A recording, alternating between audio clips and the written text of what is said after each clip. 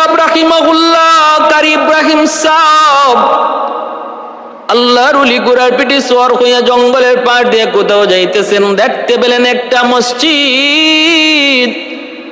ওই মসজিদটা জঙ্গলের ভিতরে, কেউ নাই, মানুষজন কেউ নাই। মসজিদটা দেখি ঘোড়ার পিঠ থেকে তিনি নামলেন, আর মনে মনে ভাবলেন মসজিদ দেখার পর মসজিদের হক হলো তার মধ্যে 2 রাকাত নামাজ পড়া। সুযোগ থাকলে আল্লাহর ঘর মসজিদ দেখা মাত্রই সেখানে 2 রাকাত নামাজ পড়া, এটা মসজিদের একটা হক, মসজিদের একটা দাবি, মসজিদের একটা চাহাত। আল্লাহর ওলি ঘোড়ার পিঠ থেকে নাইমা তিনি মসজিদের ভিতরে ঢুকলেন। ঢুইকা দেখেন জঙ্গলের একটা বিশাল বড় বাঘিনী 2টা দুধের বাচ্চারে এই মসজিদের এক কোনায় বসে বসে দুধ খাওয়াইতেছে। আল্লাহর ওলি মাঝখানে ঢুকলেন। তিনি মসজিদের ভিতরে ঢুইকা যেই মাত্র দেখলেন এত বড় বাঘ বাচ্চারে দুধ খাওয়ায়। মানুষজন দূর থেকে বলতেছে, হুজুর এই মসজিদে ঢুকেন না, এই মসজিদে বাঘ আসা যাওয়া করে, এজন্য কেউ এই মসজিদে যায় না, মসজিদে ঢুকে না। আল্লাহর ওলি আস্তে করে বাঘের কাছে যায়, তিনি ভাষণ দিলেন। ভাষণটা কি ছিল? এরে বাঘ শুন রে, আল্লাহ পাক রব্বুল আলামিন তোমাকে বানাইছে মানুষের খেদমতের জন্য, মানুষের সমস্যা করার জন্য আল্লাহ তোমারে বানাই নাই। তোমার কারণে আল্লাহর বান্দার আল্লাহর ঘর মসজিদে আসতে পারে না, ভয় পায়। কি জবাব দিবি, কি জবাব দিবি হাসরের মাঠে আল্লাহর সামনে? অতএব তুমি তোমার বাসস্থান জঙ্গলে চলে যাও, আর মসজিদ আল্লাহর বান্দাদের জন্য স্বাধীন করে দাও। এই বইলা তিনি যখন আওয়াজটা দিলেন, বাগে নিয়ে আস্তে করে বাচ্চা নিয়া সে যে মসজিদ থেকে গেল, আজও গেল, কালও গেল, আর জিন্দিগিতে কোনো দিন এর আশেপাশেও বাঘটা বাঘিনীটা আসলো না। মসজিদ আবার মানুষের দ্বারা আবাদ হয়ে গেল। এ ভাইয়ের জন্য বলতেছি, কথাগুলো বিশ্বাস করবে যারা আল্লাহওয়ালাদের প্রতি এহতেরাম শ্রদ্ধা রাখে। আর যাদের অন্তরে আল্লাহওয়ালাদের প্রতি কোনো শ্রদ্ধা নাই, বরং দুশ্মনী আছে, এরা কথাগুলি নিয়ে মজাক করবে, ঠাট্টা করবে। কারামাতুল আউলিয়া হাক্কুন, যারা বিশ্বাস করে তারা এর প্রতি শ্রদ্ধা রেখে কথা বলবে। আর যারা ওলি আল্লাহদের কারামত বিশ্বাস করে না, এদের কাছে মজাক হবে, ঠাট্টা হবে। ভাইরা বন্ধুরা জন্য বলি, খেয়াল করে মনোযোগ দিয়ে শুনো রে বান্দা। ওই যে আল্লাহর ওলি দরবেশ আব্দুল্লাহ তামের কি তিনি আল্লাহর নামের জিকির শিখাইলেন। আর আব্দুল্লাহ মনে মনে কয় আজকে প্রমাণ করার সুযোগ, জ্যোতিষীর তন্ত্র মন্ত্র সত্য নাকি আল্লাহ পাকের নামের জিকির সত্য, এটা আজকে প্রমাণ করার টাইম। এই বইলা আব্দুল্লাহ 2টা পাথরের কঙ্কর প্রথমে হাতে নিছে, হাতে নিয়ে বলতেছে, আল্লাহ যদি জ্যোতিষীর তন্ত্র মন্ত্র সত্য হয় তাহলে যেন সাপটা মরে যায়, সাপটা যেন মরে যায়। তন্ত্র মন্ত্র পইরা যখন সে এই পাথরে ফু দিয়া পাথরটা সাপের দিকে মারলো, সাপ মরবে দূরের কথা, সাপ আরো রাগান্বিত হইয়া ফুসফাস করে উঠল। সাপ আরো রাগান্বিত হয়ে ফুসফাস করে উঠল। মানুষজন আরো দূরে চলে গেল। আব্দুল্লাহ কয়, রাত, থাম থাম, বুঝেছি, আমি সব বুঝেছি, এইবার আসল পরীক্ষা। ও মালিক, তোমার ইসমে আজমের নাম যদি সত্য হয়, দরবেশের শিখানো জিকির যদি সত্য হয়, তাহলে সাপটা যেন মরে যায়। বিসমিল্লাহির রহমানির রহিম বইলা যখন ঢিল মারলো, ছোট্ট পাথরের কণা সাপের গায়ে লাগা মাত্রই যেন অ্যাটম বম সাপের উপরে পড়লো। এত বড় বিশাল সাপ মুহূর্তের মধ্যেই জাগাতে মারা গেল। মানুষের মধ্যে হইচই পড়ে গেল। মানুষেরা আব্দুল্লাহ কি জানি মন্ত্র শিখতেছে রে, কি জানি মন্ত্র শিখতেছে। পরের দিন দেখা যায় বাঘ রাস্তার পাশে দাঁড়ানো। মানুষজন ডাক দিয়া কইরে, আব্দুল্লাহ আজকে আসবি না, আজ কিন্তু সাপ নয়, আজকে কিন্তু রয়্যাল বেঙ্গল টাইগার কলিজারা পর্যন্ত চিবায় খেয়ে ফেলবে। আব্দুল্লাহ কয়, ঠিক আছে, আমার কাছে সব মন্ত্রই আছে। এই বইলা সে বিসমিল্লাহির রহমানির রহিম বইলা এরকম ভাবে পাথরের চাকা দিয়ে ঢিল মারলো। রয়্যাল বেঙ্গল টাইগার আস্তে করে রাস্তা ছেড়ে দিয়া তার মতো জঙ্গলে চলে গেল। আব্দুল্লাহ যেই মাত্র ঢিল মারলো, বাঘটা আস্তে করে ভাগতে শুরু করলো। ভাগতে ভাগতে রাস্তা পরিষ্কার হয়ে গেল, আজও গেল কালও গেল, রাস্তা পরিষ্কার। মানুষজন কয়, আব্দুল্লাহ রে, কি তুমি জাদু মন্ত্র তন্ত্র শিখতেছো? কি মন্ত্র তন্ত্র শিখতেছো? এ আব্দুল্লাহ, একটু আমাদেরকে একটু দাও না, আমাদেরকে একটু শিখাও না, আমাদের একটু উপকার করো না। অমুকে কয় আমার অমুক জ্বর, অমুকে কয় আমার অমুক সমস্যা, অমুকে কয় আমার ওই জন্মগত একটা রোগ। এ আব্দুল্লাহ, একটু দে না, দে না, দে না বাবা, একটু দে না। পানি পড়া দেয় ভালো হয়ে যায়, হাত দিয়ে মুইসা দেয় ভালো হয়ে যায়, কুষ্ঠ রোগী ভালো হয়ে যায়, অন্ধ রোগী ভালো হয়ে যায়। আব্দুল্লাহ মুস্তাজাবুদ দাওয়া, হাত উঠে আল্লাহর কাছে যা চায় আল্লাহ তাই কবুল করে নেয়। চারদিকে আব্দুল্লাহ সুনাম ছড়ায় পড়লো, সুনাম ছড়ায় পড়লো। বাদশার দরবারে একজন মন্ত্রী ছিল, কানা মন্ত্রী। ওই কানা মন্ত্রীর কানেও গেল, আব্দুল্লাহ অন্ধ রোগীরে ভালো করে, আব্দুল্লাহ কুষ্ঠ রোগীরেও ভালো করে দেয়। এই খবর যখন কানা মন্ত্রীর কাছে যায় বসলো, কানা মন্ত্রী মনে মনে কয়, তাহলে আমারও তো একটা সুযোগ যায়, বাতিজার কাছে একটু যাই। রাতের অন্ধকারে কানা মন্ত্রী কয়, বাতিজা, মনে বড় আশা নিয়ে আসছি রে বাবা, আল্লাহর দুনিয়াটা কোনোদিন দেখলাম না, আল্লাহর দুনিয়াটা কত সুন্দর তাও দেখলাম না, জানলাম না। চোখ নাই যার দুনিয়া কিছুই নাই, অমূল্য সম্পদ হলো চোখ। এই চোখের জ্যোতি যার নাই, সে তো কিছুই পাইল না, কিছুই দেখলো না। নিজের চেহারাটা পর্যন্ত আজও কোনোদিন দেখলাম না, মা বাবার চেহারা কোনোদিন দেখলাম না। বাবা আব্দুল্লাহ, একটু দে না, এ বাবা একটু সুযোগ করে দে না। এজন্যই রে ভাই, অন্ধ মানুষ দুনিয়াতে সবচেয়ে বড় অভাবী একজন মানুষ। অন্ধ মানুষকে কোনোদিন ঠাট্টা করো না, মজাক করো না। অন্ধ মানুষকে রাস্তা দেখায় দিলে পরে আল্লাহর জান্নাত পাওয়া সহজ হয়, আসান হয়। অন্ধ মানুষকে হাতে দুইরা রাস্তা পার করায় দিলে আল্লাহ খুশি হয়ে যায়, আল্লাহ খুশি হয়ে যায়, আল্লাহ খুশি হয়ে যায়। কারণ দুনিয়াতে তার মতো অভাবী আর কেউ নাই, যে নিজের চেহারাটা পর্যন্ত দেখলো না, নিজের সন্তান বিবি বাচ্চা বাপ মার চেহারাটা দুনিয়াতে দেখলো না। আল্লাহর দুনিয়ার রং, আল্লাহর দুনিয়ার সৌন্দর্য সে বিন্দু পরিমাণও বুঝলো না, দেখলো না। আল্লাহ পাক রব্বুল আলামিন ওই অন্ধ মানুষটা, অন্ধ মন্ত্রী যায় যখন আব্দুল্লাহর কাছে অনুনয় বিনয় করে বলতেছে, আব্দুল্লাহ দে না, একটু আমার চোখটা একটু ভালো করে দে। তুই নাকি কি তন্ত্র মন্ত্র শিখতেছ, জ্যোতিষীর কাছ থেকে কি জানি তুমি শিখতেছ, ওই মন্ত্র বই একটু ফু দে না বাবা, একটু ফু দে। আব্দুল্লাহ কয়, তন্ত্র মন্ত্র ফাও, ভুয়া।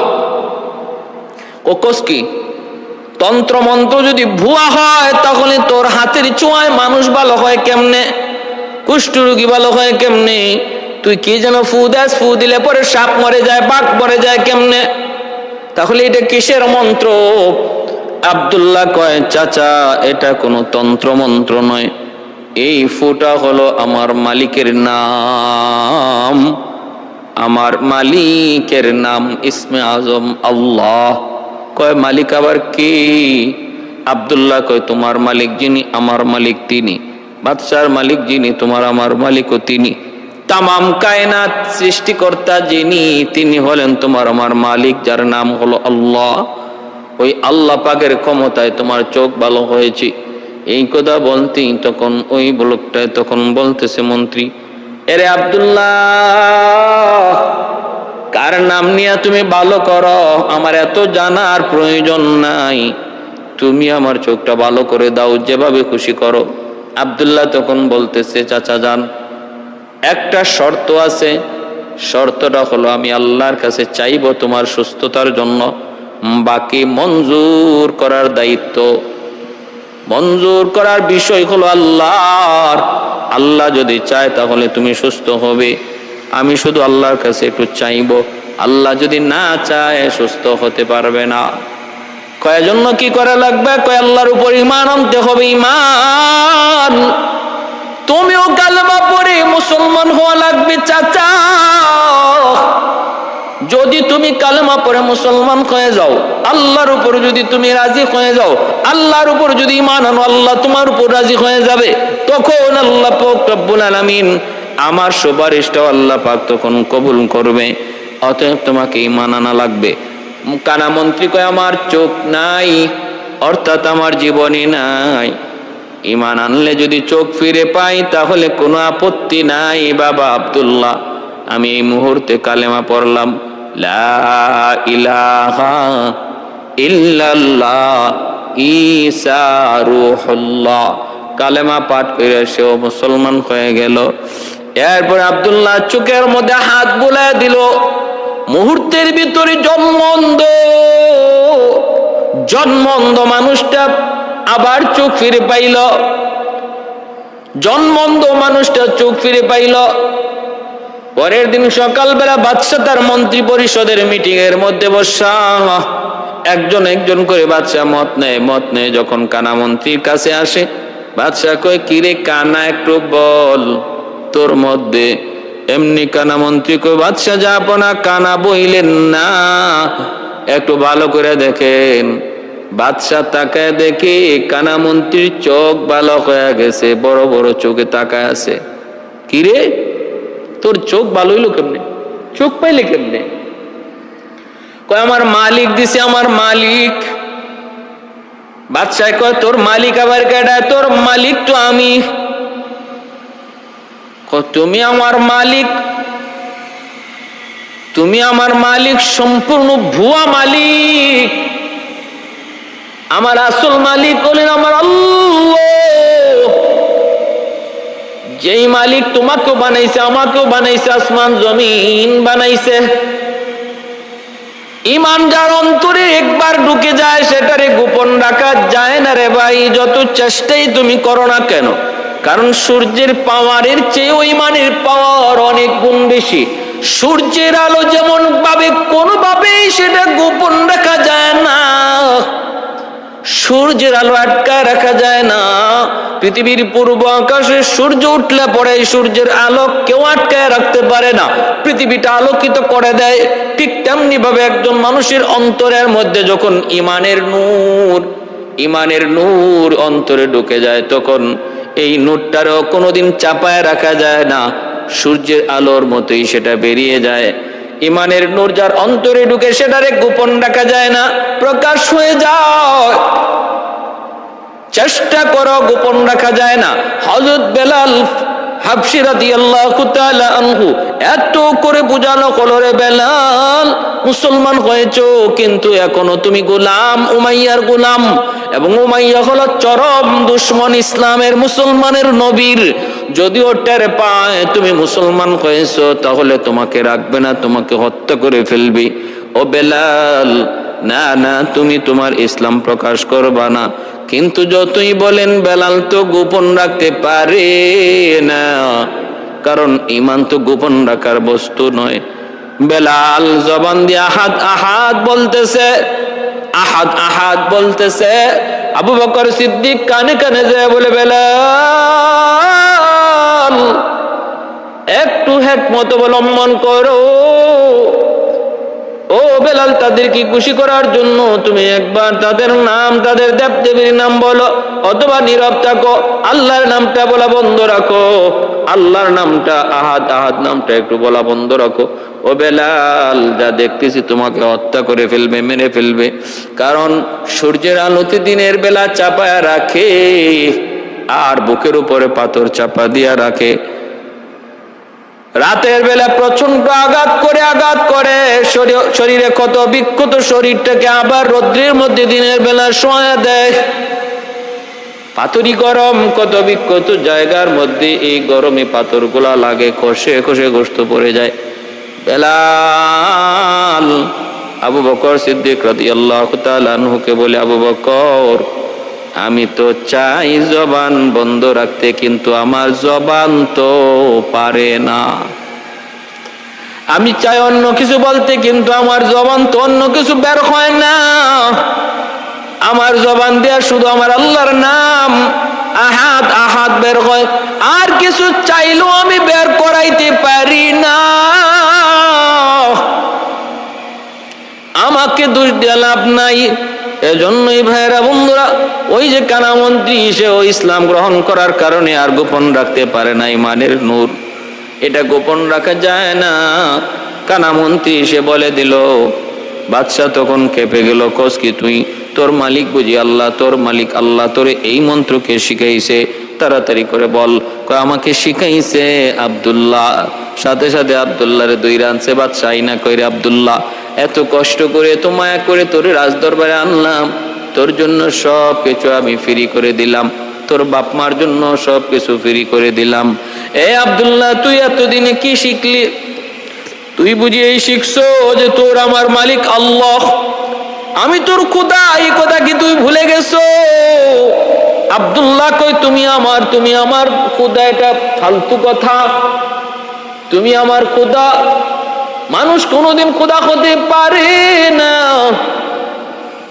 তোমার আমার খোদা হলেন আল্লাহ, তুমি কোনোদিন খোদা হতে পারো না। এই কথা বলা মাত্রই আব্দুল্লাহর দিকে বাচ্চা কেঁপে গেল। কয়, আব্দুল্লাহ রে, তোর এই কথা কে শিখাইছে? ওই জ্যোতিষী শিখাইছে বুঝি? কয়, জ্যোতিষী শিখাইব ছাতা? জ্যোতিষী কি শিখাইব ছাতা? জ্যোতিষী আমার শিখাইব কচু? জ্যোতিষী কোত্থেকে এগুলা জানবে? কে তোরে শিখাইছি? কয়, শিখাইছে আমারে দরবেশ। কোথায় সেই দরবেশ? কয়, জঙ্গলের ভিতরে দইরা আনলো দরবেশকে। দরবেশকে রাজ দরবারে দইরা আইনা বলে, দরবেশ এখনো সুযোগ আছে, আমারে খোদা কও। দরবেশ কই, জীবন যাবে যাবে, তবু খোদা তোমাকে বলতে পারবো না। খোদা হলেন আমার আল্লাহ, আমার আল্লাহ খোদা হলেন আমার আল্লাহ, তোমার আমার খোদা আল্লাহ। এই কথা বলা মাত্রই তখন দরবেশ কয়, তাহলে ঠিক আছে, তোমারে হত্যা করে ফেলবো। এই বইলা দরবেশ তারে হত্যা করার জন্য নির্দেশ দিয়ে দিল। দরবারে তারে হত্যা করার জন্য সবাই প্রস্তুত হয়ে গেছে। ভাইরা বন্ধুরা, আব্দুল্লাহর সামনে হত্যা করা হলো তার উস্তাদ, তার দরবেশকে। আব্দুল্লাহ, এইবার তোর এখন সময়, আব্দুল্লাহ এখনো সুযোগ আছে রে, বল আমারে খোদা কোনাইলি তোর হত্যা করে ফেলবো। আব্দুল্লাহ কো, অসম্ভব, মৃত্যুর ভয় দেখায় কোনো লাভ নাই, মৃত্যুর ভয় দেখায় কোনো লাভ নাই। মুমিন ইমানদার আল্লাহর পরিচয় যারা পেয়ে যায়, তারা আল্লাহ পাওয়ার পর কোনোদিন মরণকে ভয় পায় না, মরণ ভয় করে না, মরণকে ভয় পায় না। তুহফাতুল মুমিন আল মউত। এই কথা বলা মাত্রই বাদশাহ আদেশ দিল, কয়ে যাও, পরে তোমরা পাহাড়ের উপরে নিয়ে উঠাও, পাহাড়ের উপর থেকে সাইরা দেবা, আর 4 বার আগে বলবা সে আমার খোদা মানে কি মানে না, মানলে ভালো, না মানলে ফালায় দিবা। সৈন্য সামন্ত আব্দুল্লাহরে ধইরা পাহাড়ের উপরে নিয়ে উঠলো, হাত পা বেঁধে তারা পাহাড় থেকে ফালায় দিবে। আব্দুল্লাহ কোন সময় এসে বল, আব্দুল্লাহকে অসম্ভব, মরণের ভয় তোমরা দেখাও না রে। মুসলমান ইমানদার মরণের ভয় পায় না, ইমান দিতে পারবে না, জীবন দিতে পারবে, জীবন দিবে, ইমান দিবে না। পাহাড় থেকে ফালায় দিল আব্দুল্লাহরে। আব্দুল্লাহ চোখটা মুইচা আল্লাহর কাছে কান্দে, কয়, মালিক আজকে আমার জান যাবে, আমার প্রাণ যাবে শুধুমাত্র তোমাকে রব কয়া ডাকার কারণে, তোমার আল্লাহ কয়া ডাক দেওয়ার কারণে, আর কোনো কারণ নাই, শুধুমাত্র তুমি খালিকার মালিকে আল্লাহ বলার কারণে। ও আল্লাহ, তুমি এর সাহায্য করো, তুমি আমাকে সাহায্য করো। আব্দুল্লাহ যখন আল্লাহকে সাহায্য চায়, আল্লাহ পাক রব্বুল আলামিন সাহায্য নাজিল করলেন। ফেরেশতাদেরকে বললেন, ফেরেশতারা যাও, পাহাড়ের নিচে তোমরা এরকম ভাবে ফুম বিছায় দাও, আমার আব্দুল্লাহ যেখানে পড়বে বিন্দু পরিমাণ যেন ব্যথা না পায়। আর ওখান থেকে দরবার পর্যন্ত লাল গালিচা বিছায় দাও, যেন ওই গালিচার উপরে দিয়ে হেঁটে হেঁটে সে আবার দরবারে যায়। পরে গেল আব্দুল্লাহ নিচে, ওইরা দেখে আরাম লাগে, কোনো ব্যথা পায় নাই, ব্যথা অনুভব করে নাই। উপরে তাকায় দেখে পাহাড়ের উপর তার সৈন্যগুলি মজাক করে ঠাট্টা করে। আব্দুল্লাহ কয়, মালিক আমারে যেভাবে ধরছো ওই বেঈমানগুলির, আমারে যেইভাবে বাঁচাইছো বেঈমানগুলির ওইভাবে ধরো। আল্লাহ তুমি তো বাঁচাইতেও পারো, তুমি ধরতেও পারো। তোমার সাথে, তোমার প্রিয় বান্দাদের সাথে যারা দুশমনী করে, আল্লাহ তুমি তাদেরকে ধরো। আমার আল্লাহ বলেন, মান আদালি ওয়ালিয়ান ফাকাদ আযানতুহু বিল হারব। আমার ওলিদের সাথে যারা দুশমনী করে, তাদের সাথে আমি আল্লাহ যুদ্ধ ঘোষণা করি, যুদ্ধ ঘোষণা। ভাইরা বন্ধুরা, এজন্য আল্লাহ পাক রব্বুল আলামিন ধরছে পাহাড়ের মধ্যে ভূমিকম্প শুরু হয়ে গেল, সবগুলি স্বর্ণ পাহাড় থেকে পইরা নিজের পা সামলাইতে পারে না, ভূমিকম্পের কারণে পাহাড় থেকে নিচে পইরা সব একদম কিছু কি হয়ে গেল, চাটনি হয়ে গেছে। আব্দুল্লাহ রে ফালায়া মারার কথা, যেইভাবে আব্দুল্লাহ রে ফালায়া মারার কথা আল্লাহ ওইভাবে তাদেরকে মারলো। আর আব্দুল্লাহ রে আল্লাহ পাক জীবিত রাখলো।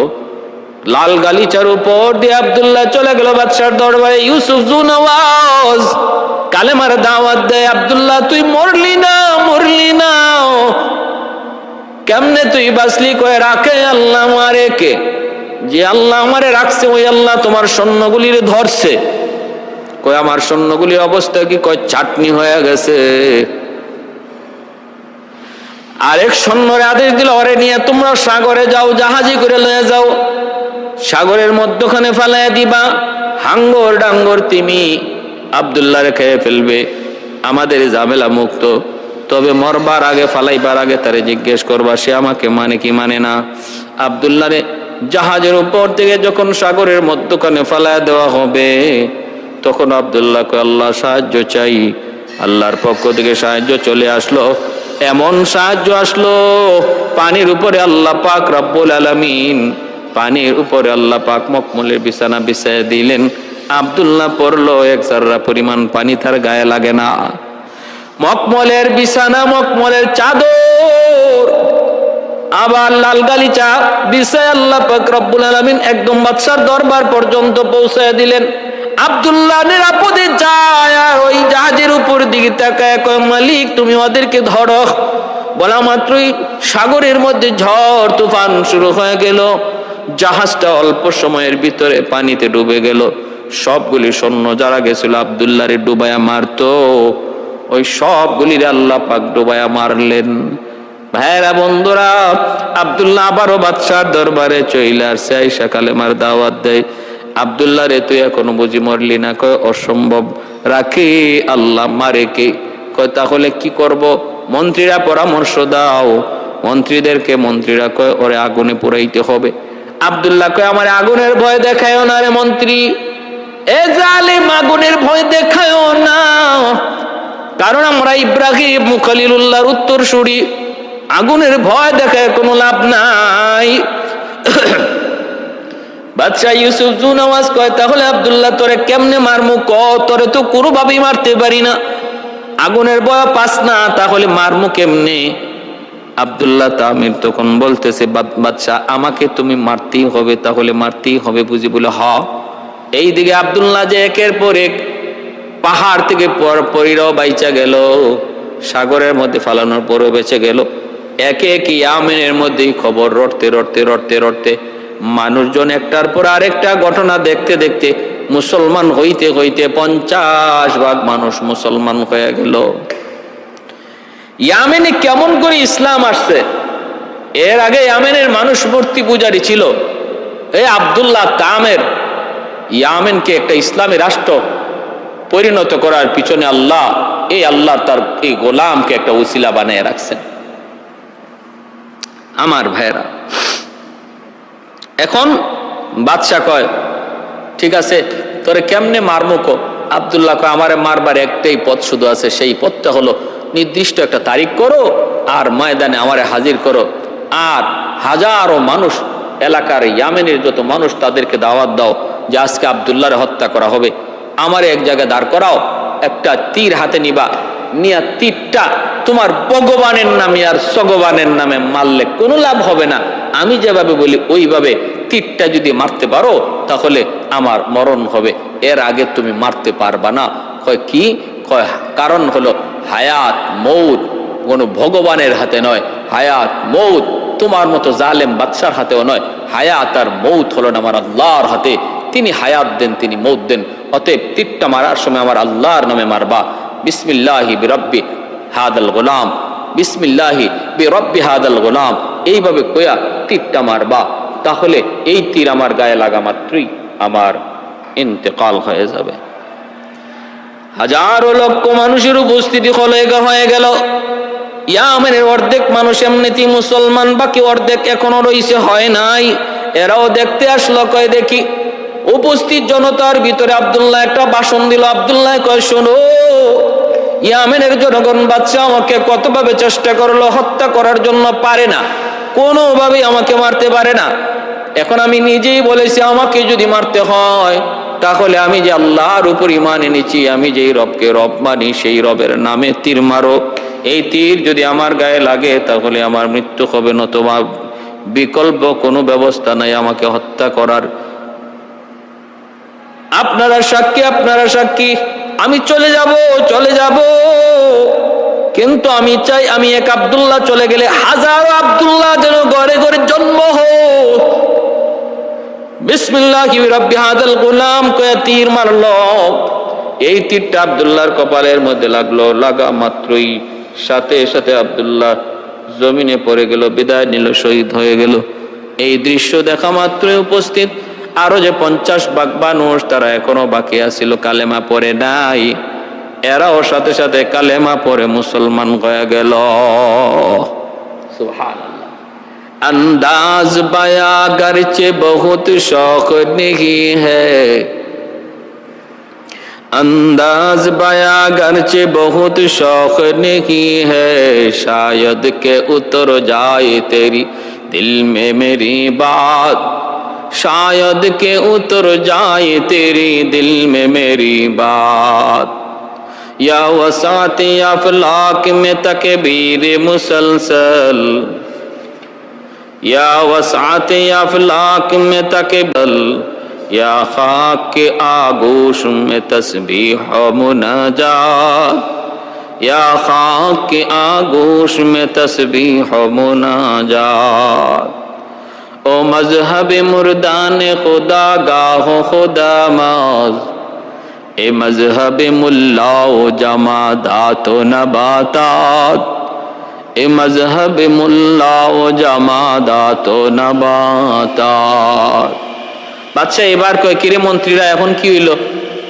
আব্দুল্লাহরে মাইরা লাভ হইল না লস হইল? এখন তো দেখা যায় ইয়ামেনের সব মানুষ কালেমা পড়ে মুসলমান হয়ে গেছে, এখন কি করবা? মন্ত্রীরা কয় আপনি 60 হাত দৈর্ঘ্য 60 হাত প্রস্থ একটা বিশাল, 60 হাত গভীর একটা বিশাল গর্ত বানান, আর এই গর্তের মাঝে একজন একজন করে দইরা আনমু, জনগণ আইনে কমু আপনারে খোদা সেজদা দিত, যদি দেয় তাহলে তো ভালো, আর যদি না দেয় ধাক্কা দিয়ে এই আগুনের অগ্নিকুণ্ডে ফালাইয়া দেব। বাদশা মন্ত্রী পরিষদ সব আগুনের পাড়ের মধ্যে সিংহাসন লইয়া বইছে, আর জনগণ দইরা আনে, আইনা কয় বাদশারে সেজদা কর, যদি সেজদা করে তো ভালো সারে, আর যদি সেজদা না করে তাহলে ধাক্কা দিয়ে আগুনে ফালাইয়া দেয়। মন্ত্রীরা কয় কোনো চিন্তা করবেন না, জনগণ আমাদের সাথে থাকলে থাক, না থাকলে নাই, আমাদের বাহিনীর কোনো অভাব নাই, পুলিশ বাহিনী, র্যাব বাহিনী, আর্মি বাহিনী, সব বাহিনী আমাদের আছে, জনগণ থাকলে থাক, না থাকলে নাই, আর থাকবে না কেন, পিটায় সব একদম একদম এক দাঁড় করে ফেলবো, সাইজ করে ফেলবো, আর যদি তাও না মানে আগুনে পুড়ায় মারবো। এই হলো জালেমদের জুলুমের নমুনা।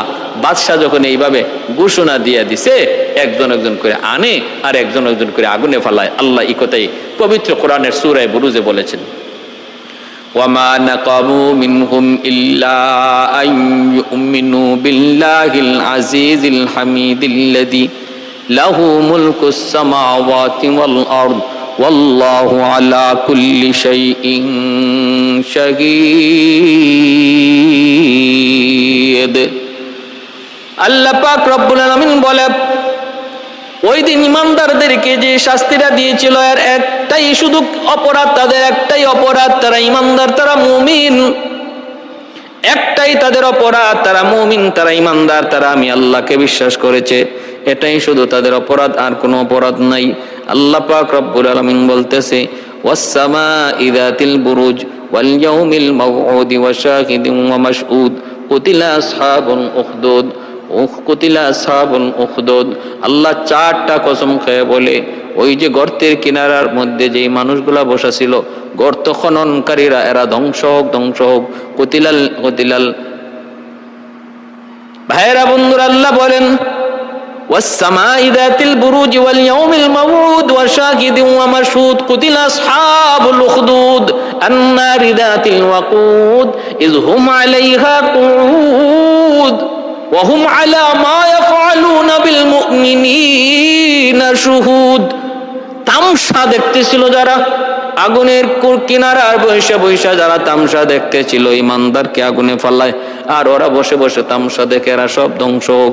আল্লাহ পাক রব্বুল আলামিন এই ঘটনাটাই উল্লেখ করেছেন। একজন 6 মাসের বাচ্চা নিয়ে মহিলাটাকে হাজির করা হলো।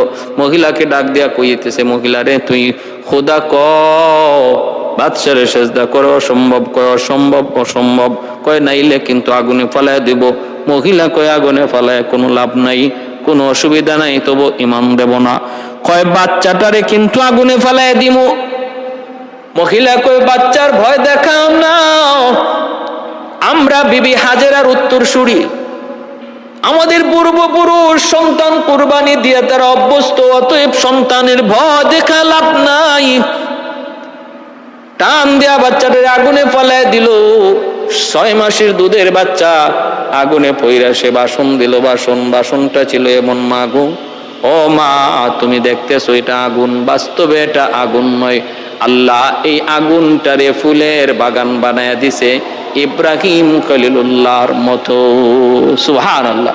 ইব্রাহিম খলিলুল্লাহ যেইভাবে আগুনকে আল্লাহ বা ফুলের মালা বানাইছিলেন, এরম বানায় দিছে। মা তুমি কোনো ভয় পেও না। এই ভাষণটা দিল আর মারও আগুনে ফালাইয়া দিল।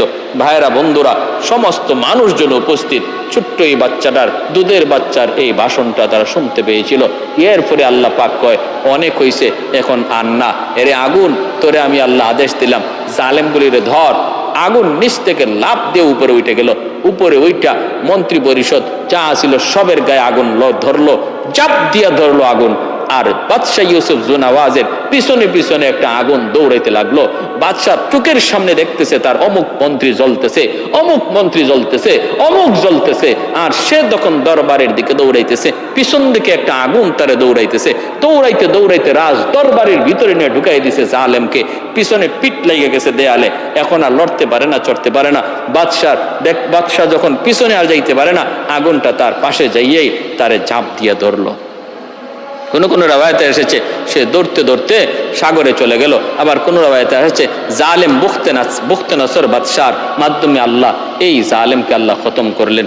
আগুনে পুরাইয়া পুরা দরবার আল্লাহ খতম করলেন। অতএব জালেমের জুলুমের শেষ আসেনি না নাই? পরিণাম ভালো নয়, সব জুলুমেরই শেষ আছে। আল্লাহ ধরে না, ধরলে আল্লাহ ছাড়ে না। আল্লাহর ধরা বড় কঠিন। ইন্না বাতশা রাব্বিকা লাশাদীদ। বহুত বড় এক অগ্নি পরীক্ষার ঘটনা আল্লাহ পবিত্র কোরআন সূরা বুরুজের মধ্যে উল্লেখ করে তার হাবিব এবং গোটা মুমিন জাতিকে আল্লাহ মেসেজ দিলেন, যারাই ঈমান এনেছো মনে কইরো না যে তুমি ঈমান আনার দ্বারাই তুমি জান্নাতি হয়ে গেছো।